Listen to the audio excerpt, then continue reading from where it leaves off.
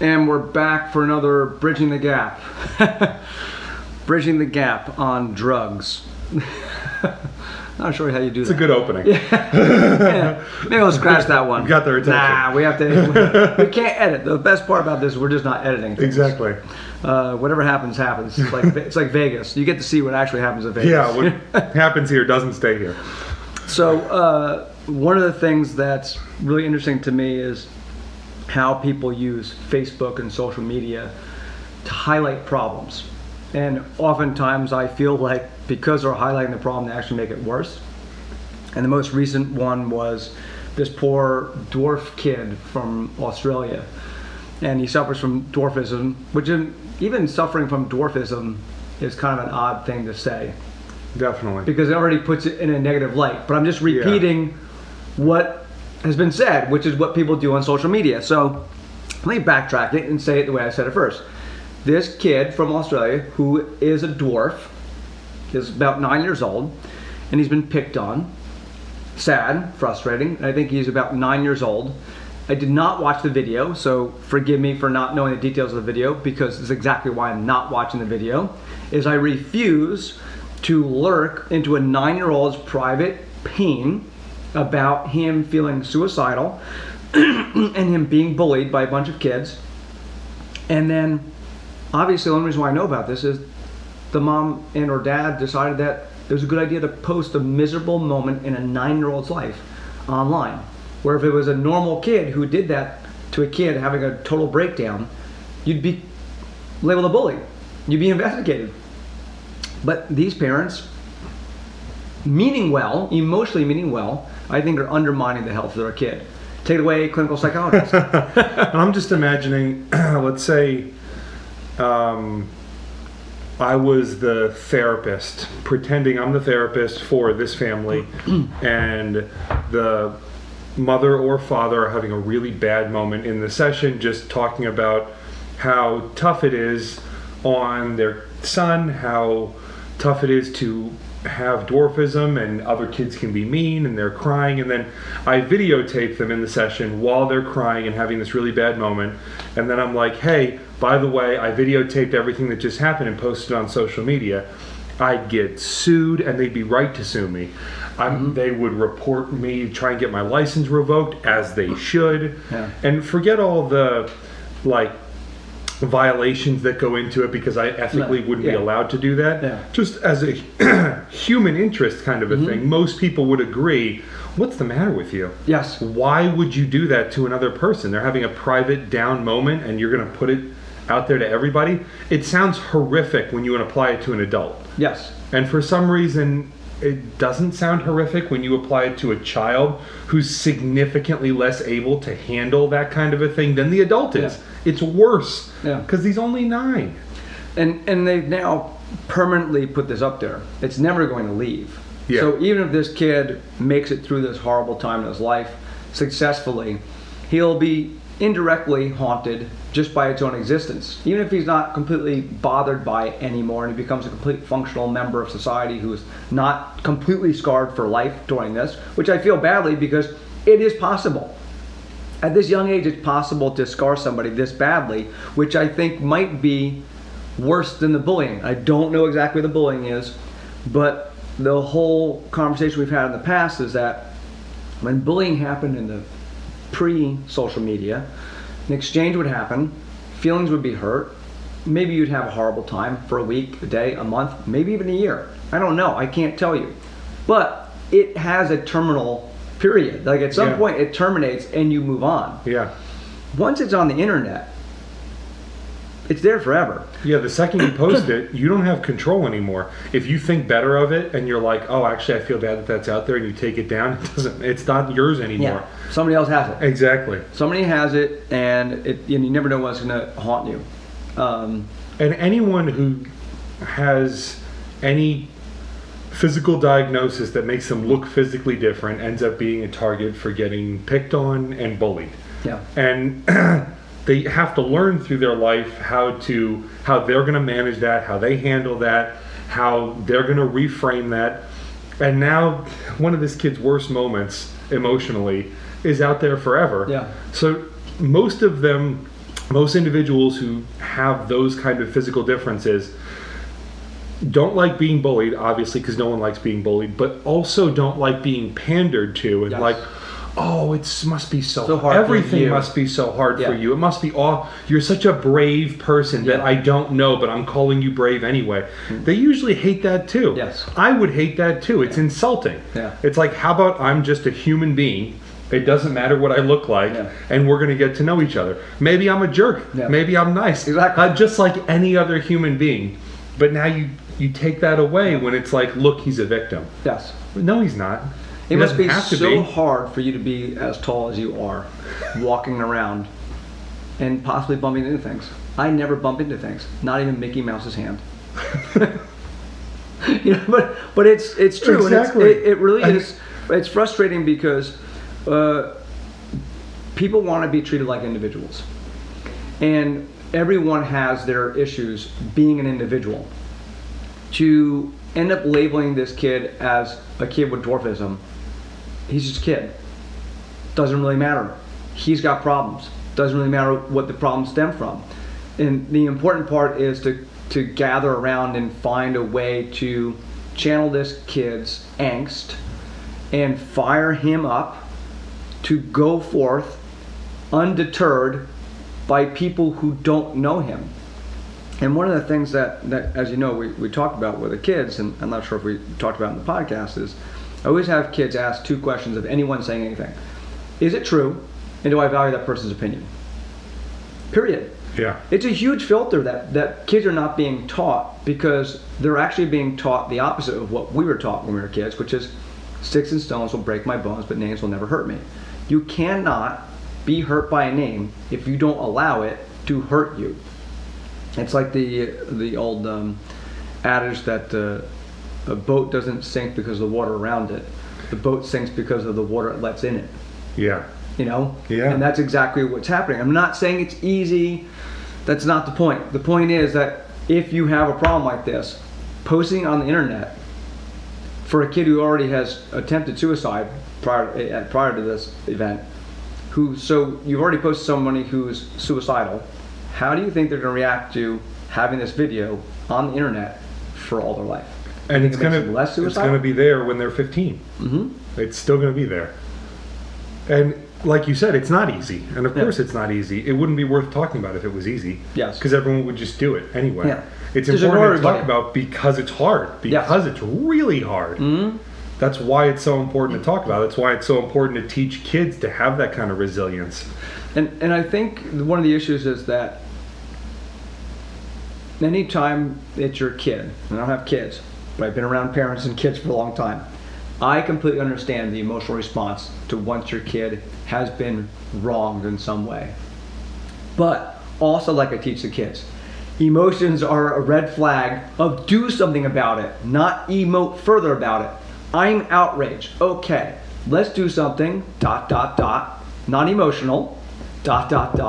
logical, which requires critical thinking and a pause. Not, I just videotaped a horrible position that my kid is in, and now, boom, just upload it.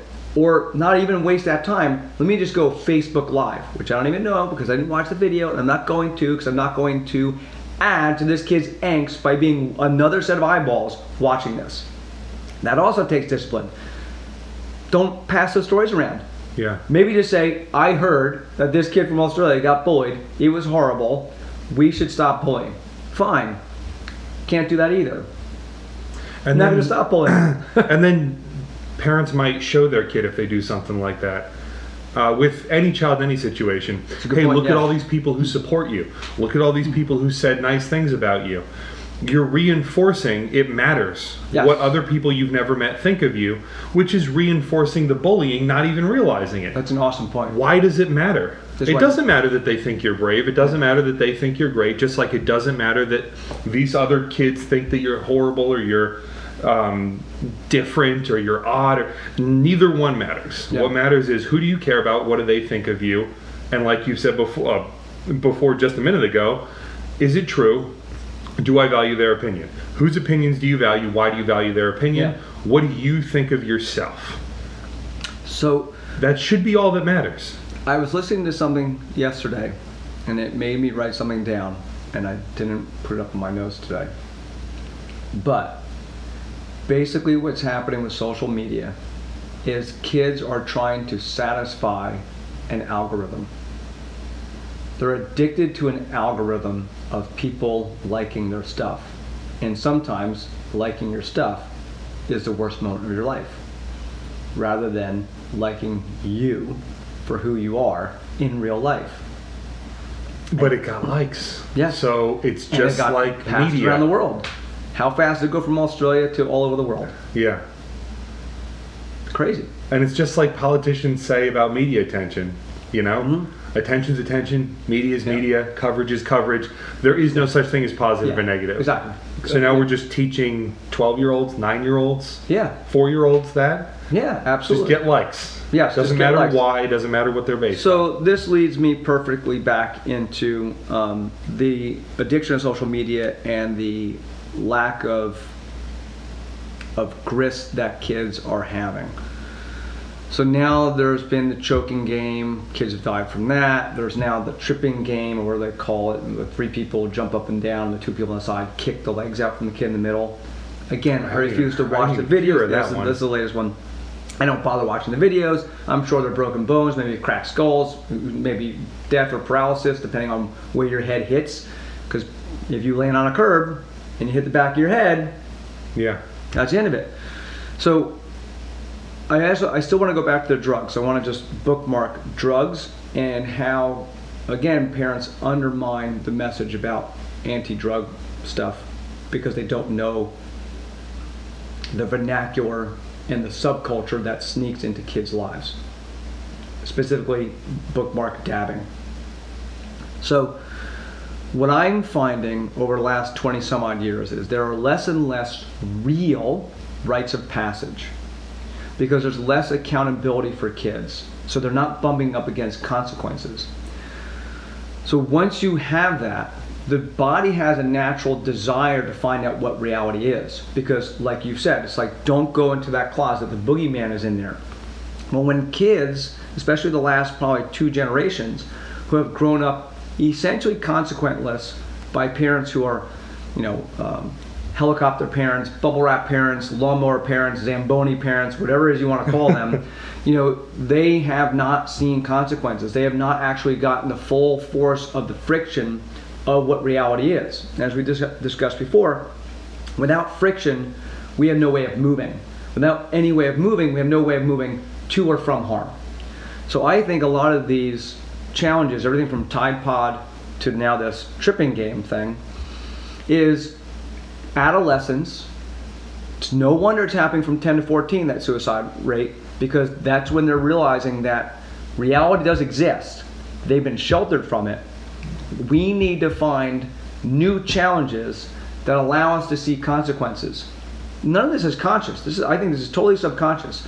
So we're going to do things like choke yourself. Sound like you can choke yourself.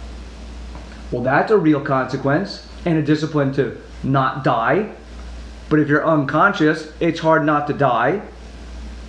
And now this tripping game, which is at this point, you must know, unless you're just literally preying upon the most gullible of students at this point.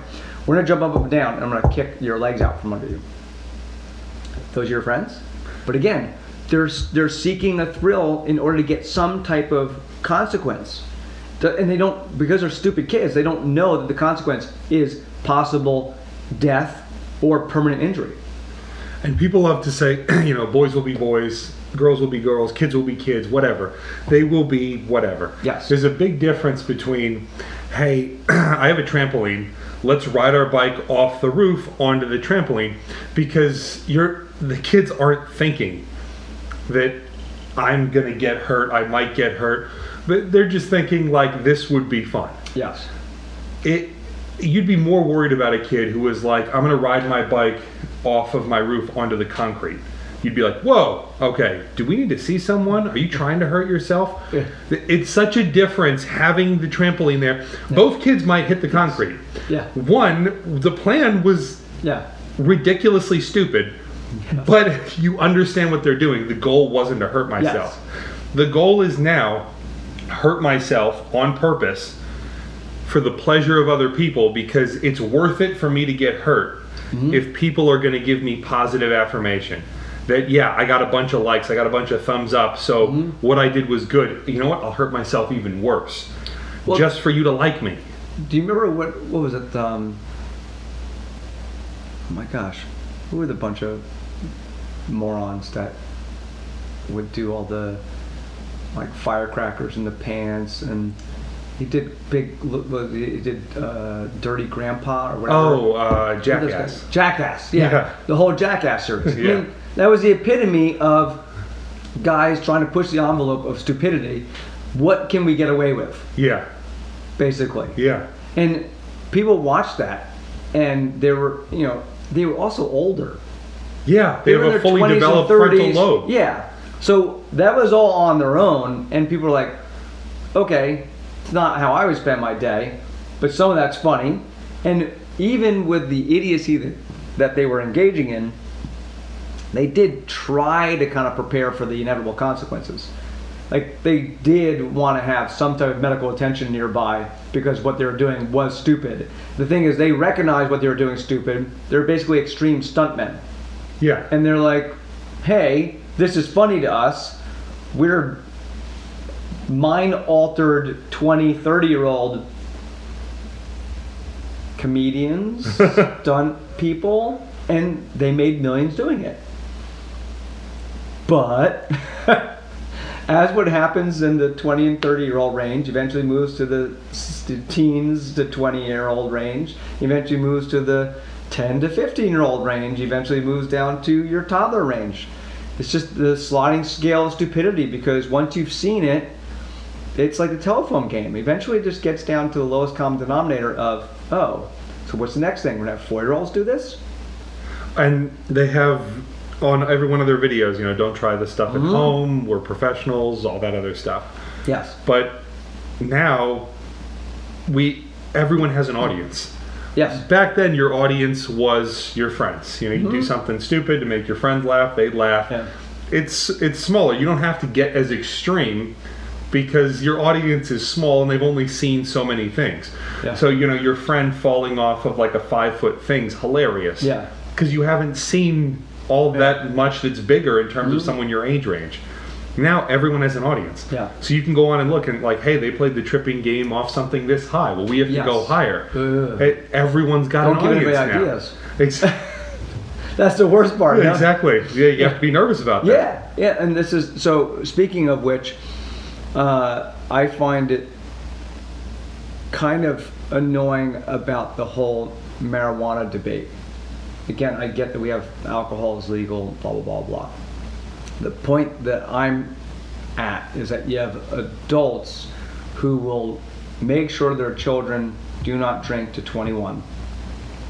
But maybe openly might not be so concerned about the passing of the marijuana laws. And the reason that I have an issue with it is that the marijuana at this point is getting more and more potent. Everyone knows it. Everyone knows that the pot, the 60s and 70s that they're talking about was like 10% the THC potency apparently of today's marijuana. And then on top of it, talking about the extremism, now it's the big thing is, I guess, dabbing, where it's even more concentrated into a wax. And what drives me bananas, this is why I have a personal vendetta against this, is I've seen kids, first grade, wearing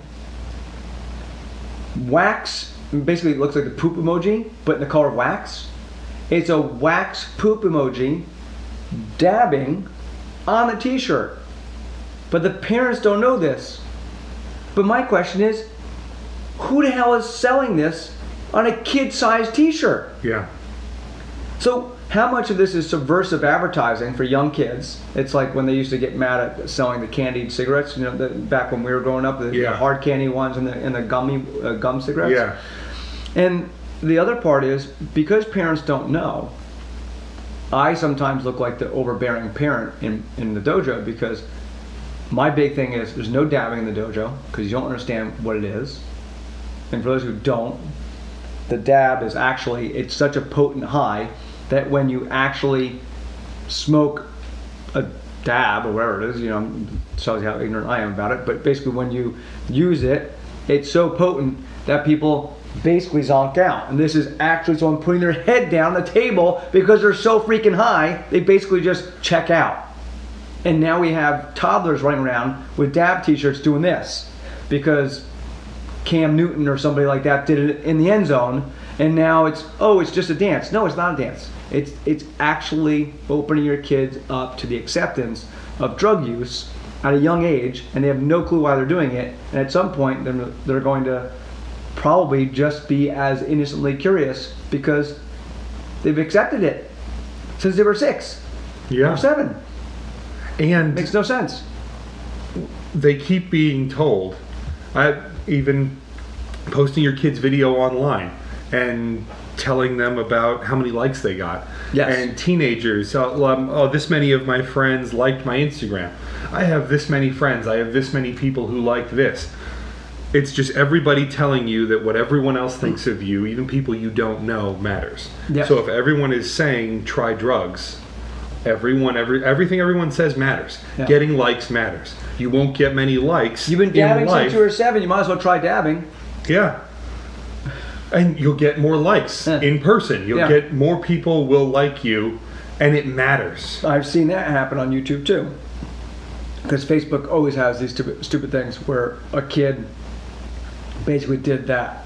I don't know what happened to him, but basically it shows him, taking a hit from a bong from some they call it crackle and butter and dabbing or whatever. So, and he just basically just took this huge hit and just fell off the table, out of the chair and out of the table, and all his friends just started laughing, and then boom, the viral video's done. But it's 30 seconds or a minute and a half, and oh no, it might even be worse. He might just start babbling or something like that, and then all of a sudden just basically keels over. And this becomes viral. So, it's not parents posting their bullying, but it's a bunch of friends posting their friend getting stupid high. And these guys were probably teenagers, maybe high school, college age. How's that look in your college transcript or your next, job interview when someone recognizes this through a viral video that's gone through 1 million some odd views and likes and pushed around? Everyone who hires at this point checks social media, looks on YouTube, they check all the places to check with your name. Yeah. And it's not that hard to find stuff. No. It's really not. No. It's not like you need to be an expert to find stuff. Yeah. And it's a shame because everyone changes. That's one complete certainty. And not everyone voluntarily wanted to be on YouTube or a viral video. So I'm not saying that we have to change consent laws and everyone has to walk around with a lawyer in their back pocket, but yeah, because that's usually the answer: is how do we make the laws different, and that'll protect society. And none of it ever does. I mean, look, we've been combating bullying since bullying was started. It's not going to stop. It's just changed. It's changed the nature of bullying. So now bullying is social media shaming or social media cancel culture or social media I got you type of stuff. So it doesn't matter you didn't punch the kid in the face. I gotta tell you right now, I choose getting punched in the face every day of the week compared to what some of the social media stuff does. Absolutely. I just because I can get over that. I'm telling you right now, I can get over a punch in the face compared to having something immortalized on the internet that I'm embarrassed by, or it could ruin my livelihood or career, or not have a career in the first place because I'm just at that ripe age where I was about to enter adulthood and sorry dude, no college for you. You have to change your name, go move to another country, another state, and kind of try and reestablish a totally new life. Yeah. Go tell that to a 16, 17, or 18. Well, I want to be a police officer. Yep. Search. Oh, there's a bunch of stuff of you online doing drugs. Yeah. Yeah. You want to put you in law enforcement? Mm-hmm. Like that's not going to come up. Like they're not going to search. It affects everything. Well, this is the other thing is it also becomes you end up condoning this type of stuff because people still need to be hired. So you end up lowering the bar. That's really what's been happening. Yeah. And I've heard it from police officers in other cities and states. You just lower the bar. Oh, Because, absolutely. You know, because they need people. Yeah, because look at the hatred towards police over the last decade or so. So what do you think happens? You pick the guy with the least amount of drug paraphernalia videos and pictures on the internet and say, well, at least he was smart enough to not get caught as much as the other possible candidates, so I guess sign him up. And the problem is people meet expectations. Kids Mm-hmm. meet expectations. If you set them low, they'll meet them low. And If you set them high, then they'll work to set them high. But same thing with adults. I was talking to somebody, and they were saying that basically there's a period of time at work they just do nothing. They just do nothing. They know at some point they have due dates coming up, and they know that they're capable of doing the work, and they're basically on paid vacation at their desk, binge watching whatever Netflix I was videos going to say, there are. I know a bunch of people who just watch Netflix all day at work. Can you, I can't do that. There's no way I could Yeah. if I wanted to, and even if I was able to, just mentally, I don't know what I would turn into if that's all I did all day, every day. I just wouldn't want that kind of job, that there's that much downtime. I just would rather just not show up. So, And if you're getting paid to be at work, there must be something you're supposed to do. There must be something you could be doing a better job with. No one's paying you to watch Netflix. I'm sure about that. I'm going to make one slight argument about that. The issue is we've lowered the bar so low that people who are watching Netflix are actually the people that are above the bar, capable of wasting corporate company time precisely because they know the amount of work they have and they know the due date that it's done, and that they'll be able to accomplish it, so they can waste time for the next week or 2 weeks or whatever. And this is the issue that I have is how many people are being paid to essentially not do their job because we've lowered the bar so much, or redundancy, because we've lowered the bar so much, we're hiring 2 people to do the job that used to be done by 1. So one of the conversations I had with a teacher friend of mine, they basically were talking about the feelings. I think we talked about this briefly in the dojo the other day, where an administrator hired somebody to come in and talk to the teachers and essentially not teach kids was the message. Again, this is hearsay, but I'm just going to give it to you guys just because this is apropos what we're talking about. Focus on the kids' feelings and try to get them passionate about doing something. Don't bother correcting them. I guess they're going for that, if you put 1,000 monkeys and 1,000 typewriters in the same room, eventually you'll come up with Shakespeare kind of idea, and they want to put that out in the world stage in the educational system. But I basically turned to my friend and I said, I hope you told them, great, I'll be in the corner of the classroom, make sure no one dies, I'm going to get a second job and just do it off my computer. I'll be, an accountant, or a graphic designer, or a web designer, whatever I can do online. I'll sit in the corner and make sure the kids don't kill each other, because obviously you don't want me to teach. Because if you can't correct, or you can't say someone didn't do something in the right way, then you can't teach. Yeah. Then you're just kind of babysitting. Yeah. But I would hope even babysitters have a higher bar than exactly. You'd hope babysitters you'd hope your $12 an hour 14-year-old babysitter from next door would have a little bit more accountability than what you're asking some of these teachers I honestly would. Yeah. Yeah, that's why as soon as I said it, I was like, no, that's not even fair to babysitters.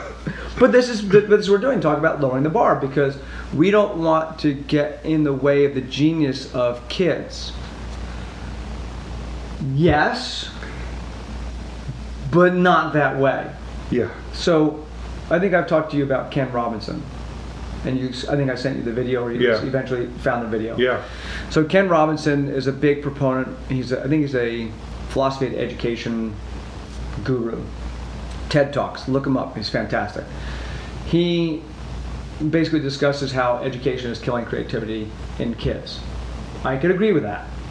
There's a fine line between killing creativity and just being a room monitor. And I think what he means is the way we're educating Exactly. kids is killing creativity. Yes. Education, and I think he would agree, Yes. education doesn't kill creativity. Yeah. The way- model that yes. we're using Yeah. to educate kids Yeah. is killing creativity, which I would 100% agree right. with. Yeah. Yeah. So, and basically the idea is that we are still continuing to teach kids as if they're in the manufacturing industry, with the bells ringing, the single file this way, single file that way, being told exactly what to do all the time.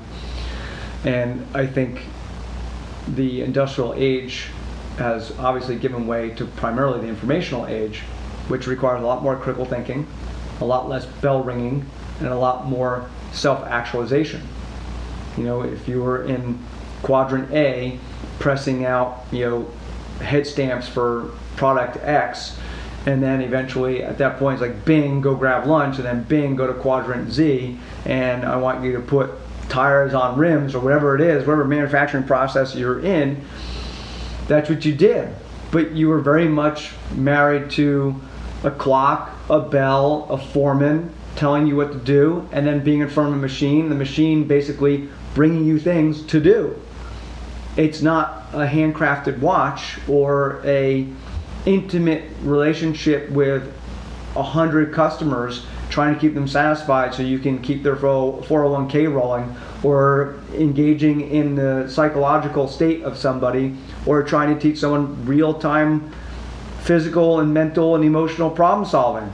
It's way more information intensive, and it takes way more education. Hey, it is what it is, but we're not changing with the times. That's for sure. No. We're way behind. And instead it's important for the kids to be able to express themselves. Art is a great self-expression tool. Mm-hmm. But Michelangelo, Picasso, any of the great painters, any of the great singers, musicians, poets, any of them had to learn the skill so they could more effectively express themselves. Yeah. They all had to learn how to paint and all the different types of painting and forms, and they had to learn how to write and how poetry works, and they had to learn how to sing, how to play piano, how to play guitar, so they could effectively express themselves understanding that art form. And we just skipped understanding the art form. We went, no, just express yourself. Just word I salad can't, yourself. because I don't understand the art form. I don't understand Yeah. the medium. So how am I supposed to express myself fully? And kids know. If they draw like a stick figure in like 5 seconds and you're like, that's the most amazing thing I've ever seen. Even the kid is like, nah, what are you talking about? Like, no, it's not. It's just, I No, can't do it's anything not. better than No, that. I That's know all. what good looks like, and no, this That's not doesn't look good. that good. It's It's not the like best they don't I can know. do. Yeah. It's just the best I can do right now. Teach me how to do better. Well, also, one of the things that I think is becoming problematic is this whole exception being the rule, which is the most successful people currently didn't graduate college. Okay, but you're probably not that person. Just no offense. Odds are, Yeah. you're not. That- I'm not. Yeah, I know either. I'm not. Yeah, I'm fine with that. Yeah. But that doesn't mean don't go to college. It also doesn't mean don't go to college. It means evaluate whether or not college is for you. And there's no problem.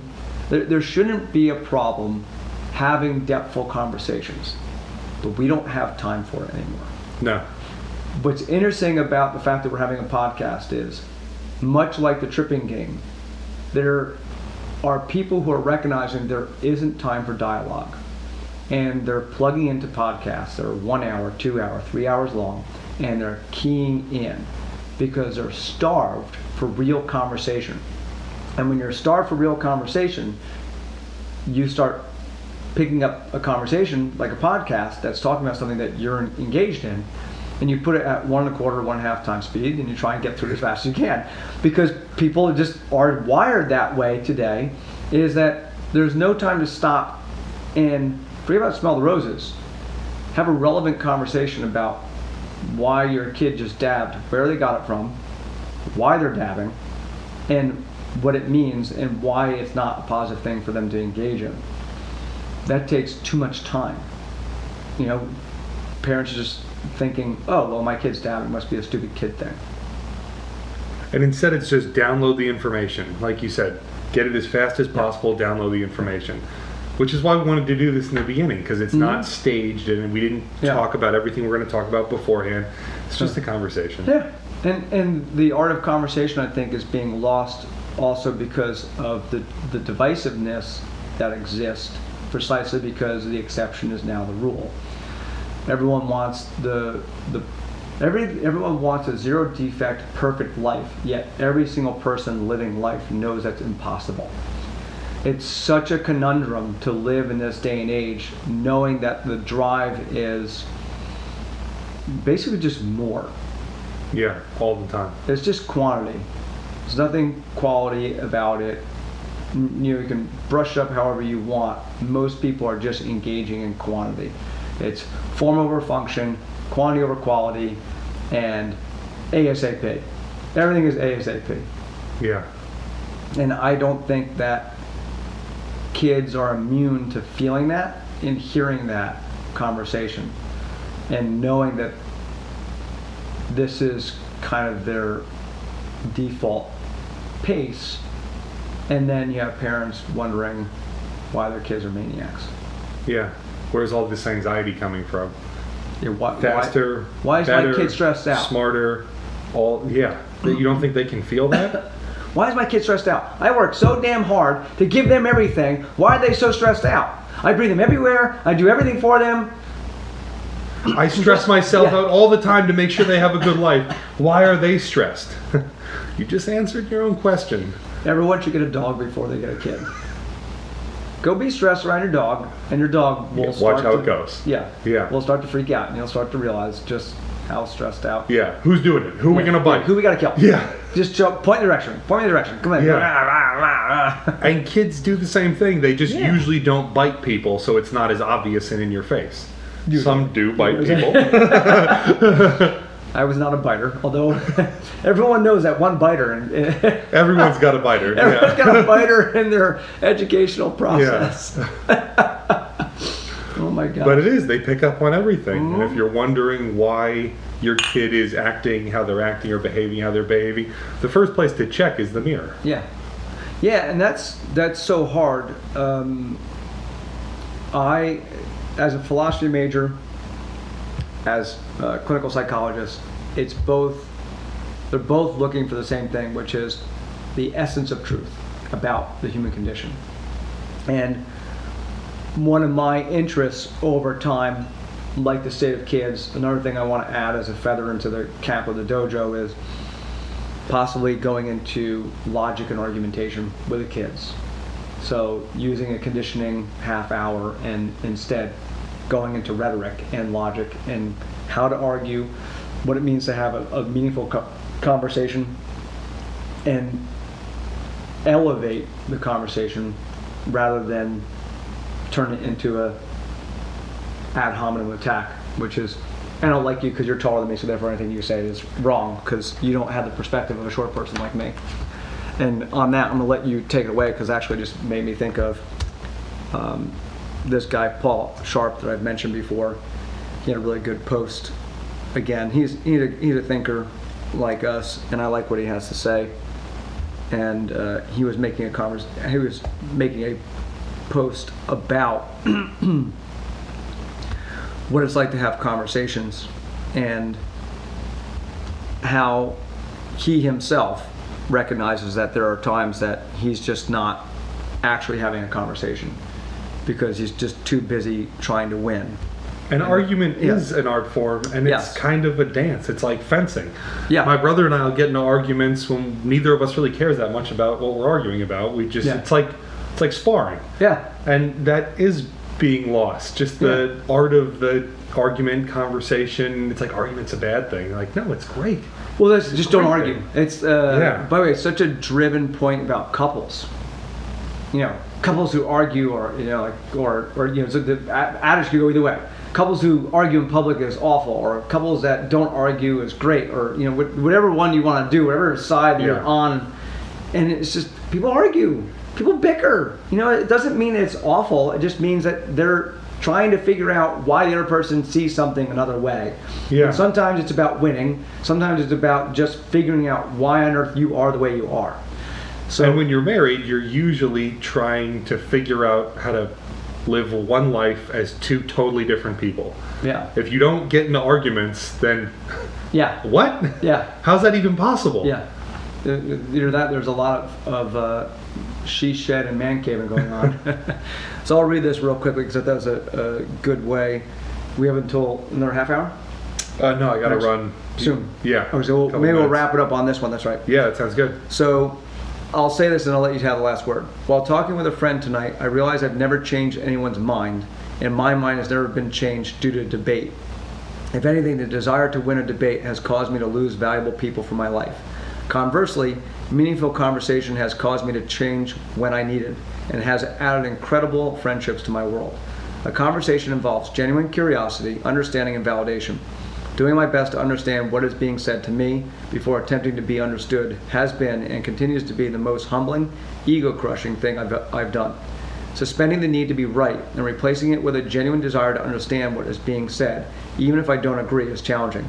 Forcing myself to listen rather than simply wait my turn to speak has at its times been like scaling the side of a skyscraper with two friends hanging on to me. The reward, however, has been great. And that's just spot on. It's really hard. It is really hard, and definitely. I think this is one of the biggest reasons why we're doing Bridging the Gap is we're trying to elevate the level of conversation by having unscripted conversations about, boom, a topic. Let's talk about bullying, drugs, and stress and anxiety. And we'll just keep plowing away. And the bigger the bridge, the more people can join in. Yeah. You know, and maybe figure out a better way of just dealing with their fellow man and woman, but more importantly, yourself. Definitely. It's so hard. I'm Yeah. intolerable to myself sometimes. Exactly. By just being honest, having honest conversations, and I like the way he said that because truly listening. Yes. Really listening to someone's exhausting. You usually feel physically tired after you really listen to someone for a while. Especially little kids. Definitely. but it's amazing if you do. I think this is one of the positive things I've been getting out of the podcast is actually becoming a better listener. Even from the very first podcast, I've had conversations with you offline that I'm trying to listen to you while trying to remember what I want to say about what you're saying without interrupting, which is so hard. It is. It's so hard because hard. oftentimes when you stop talking, all of a sudden I just become a deer in headlights. Blink, blink, blink. What was I supposed to say? And if I'm just thinking about what I want to say next while you're talking, then it's not a conversation anymore, right? Then we're just kind of, it's like parallel play with kids. We're just parallel talking. Yes, yes. And with that, I'll make sure I don't bite myself over being intolerable. I'll try to do the same. All right, always a good one. Yeah, definitely. Till the next one.